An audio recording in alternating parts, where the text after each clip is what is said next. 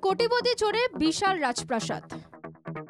Real life নয়, real লাইফে এক অবিশ্বাস্য, চোখ কপালে উঠে যাওয়া ঘটনা সামনে আসতেই শোরগোল। চুরিতে অভিযুক্ত এক ব্যক্তি বিপুল সম্পত্তি প্রাসাদের হদিশ পেল পুলিশ। রাজ্য জুড়ে শোরগোল, কোথা থেকে এলো এই বাড়ি? অন্যের বাড়িতে চুরি করে নিজের বিশাল প্রাসাদ তৈরির দুঃসাহস কেউ যে দেখাতে পারে, তা নোদাখালীর এই ঘটনার চোখে আঙুল দিয়ে দেখিয়ে দিল। কিভাবে এই সত্য সামনে এলো? জানা গিয়েছে 1 জুন রবিবার রাতে হাওড়ার রাজাপুর থানার ঘোষালচক এলাকায় একটি বাড়িতে চোর ঢুকেছে বলে খবর পায় পুলিশ। তৎক্ষণাৎ রাজাপুর থানার পুলিশ আধিকারিকরা সেখানে পৌঁছন।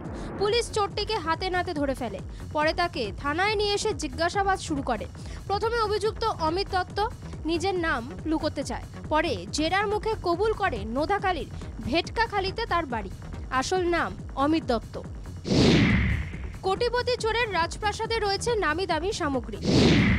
3 তলা বাড়িতে বসানো রয়েছে মার্বেল, অট্টালিকার জমিদারদের মতো ঝাড়বাতি। প্রতিটি ঘরে রয়েছে ফল সিলিং, দামি কাঠের আসবাবপত্র। বাথরুমের মধ্যে রয়েছে বিরাট একটি বাথটাব, শরীর চর্চার আধুনিক মেশিনও রয়েছে। অভিযুক্ত চোরকে নিয়ে তার বাড়িতে তল্লাশি করতে গিয়ে কার্যত পুলিশের চোখ কপালে ওঠে। স্থানীয় বাসিন্দারা জানাচ্ছেন, অভিযুক্ত অমিত দত্ত আনুমানিক 13 থেকে 14 বছর আগে মহেশতলা থেকে সাতগাছিয়া বিধানসভার চকমানিকের ভেটকাখালীতে জায়গা কিনে ঘর করে। এলাকায় স্থানীয়দের সাথে ব্যবহার ভালো করে। রাজপ্রাসাদ বাড়ি কিভাবে হলো, কোথা থেকে এলো বিপুল টাকা, অমিত দত্ত কী কাজ করে, কেউ কিছুই জানেন না। পুলিশ তার বাড়িতে যাওয়ার পরই স্থানীয়দের মধ্যে চাউর হয় কীর্তিমানের কাণ্ড কারখানা। পুলিশ এই অভিযুক্তের বেআইনি কাজের কারবার খতিয়ে দেখতে তদন্ত শুরু করেছে।